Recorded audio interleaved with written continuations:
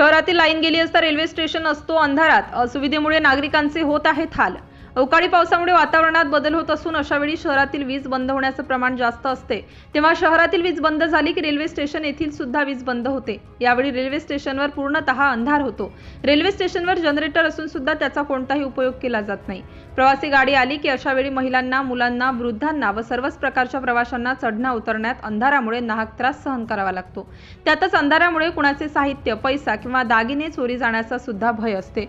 असे झाल्यास किंवा चढता उतरताना अपघात झाल्यास याला जबाबदार कोण राहील? त्याचप्रमाणे रेल्वे स्टेशनवर वृद्धांसाठी व प्रवाशांसाठी लिफ्ट लावलेली आहे, परंतु बरेचदा ही लिफ्ट बंदच असते. लाईन गेल्यामुळे अनेकदा त्यामध्ये प्रवासी अडकून गेल्याचे सुद्धा घटना घडल्या आहेत. सुविधा उपलब्ध नसल्याने मात्र प्रवाशांना नाहक त्रास सहन करावा लागतोय. सिटी इंडिया न्यूज साठी अनिल शर्मा, तालुका प्रतिनिधी, धामणगाव रेल्वे, जिल्हा अमरावती.